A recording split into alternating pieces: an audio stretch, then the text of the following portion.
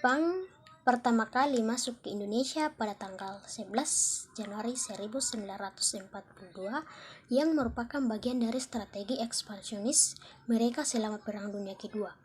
Penaklukan Indonesia yang pada saat itu dikenal sebagai Hindia Belanda adalah bagian dari upaya untuk mendominasi kawasan Asia Tenggara dan mengendalikan sumber daya alam yang kaya di wilayah tersebut. Indonesia memiliki lokasi geografis yang strategis di antara Jepang dan wilayah lain yang mereka rebut selama perang. Memiliki pangkalan militer di Indonesia memungkinkan Jepang untuk memperkuat posisinya dalam Perang Asia Pasifik. Selain itu, Indonesia juga kaya akan sumber daya alam seperti minyak, karet, dan logam berharga lainnya.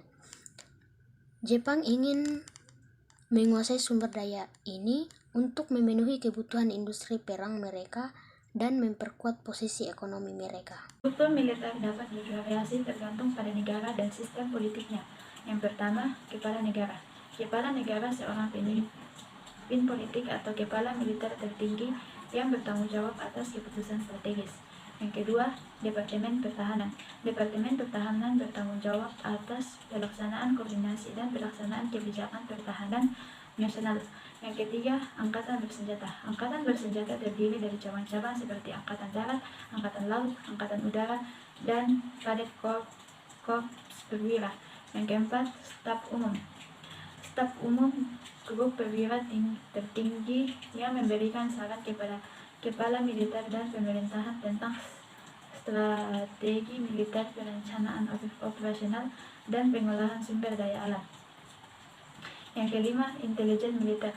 Intelijen militer bertanggung jawab atas pengumpulan, analisis, dan penyediaan informasi intelijen yang relevan untuk mendukung keputusan strategis dan operasional.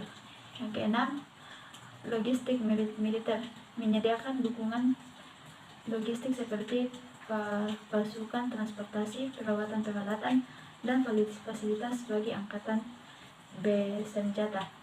Yang ketujuh, pendidikan dan pelatihan. Pendidikan dan pelatihan memastikan personal militer mendapatkan pelatihan yang diperlukan untuk tugas-tugas mereka dan mengembangkan kepemimpinan militer yang efektif. Yang kedelapan, kepatuhan hukum. Kepatuhan hukum memastikan bahwa operasi militer sesuai dengan hukum nasional dan internasional. Yang ketiga adalah pembentukan organisasi untuk menarik dukungan massa. Yang pertama ada organisasi militer. Organisasi ini dipersenjatai oleh Jepang karena dipersiapkan untuk terjun langsung ke medan perang. Organisasi militer yang pertama ada Heiho atau pembantu prajurit Jepang. Dibentuk pada April 1945 sebagai barisan pembantu kesatuan angkatan perang dan merupakan bagian ketentaraan Jepang. Yang kedua ada PETA atau pembela tanah air. Dibentuk pada tanggal 3 Oktober 1943 bertujuan untuk membantu pertahanan wilayah yang diduduki Jepang.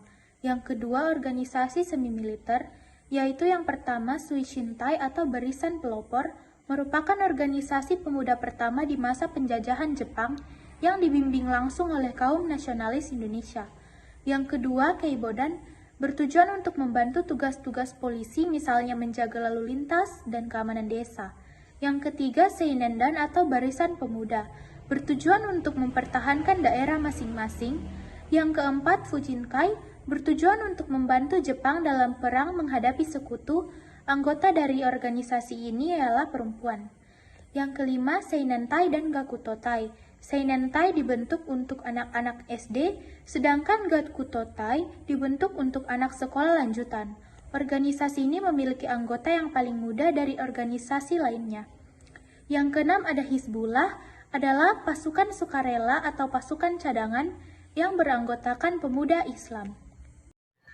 Dampak pendudukan Jepang di bidang militer. Dampak positif, rakyat Indonesia bisa memperoleh keterampilan dan pengalaman baru pada bidang pertempuran serta strategi.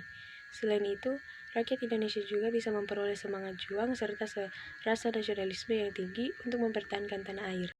Dampak negatifnya yaitu pemerintahan militer Jepang yang otoriter mengekang kebebasan berpendapat dan berorganisasi.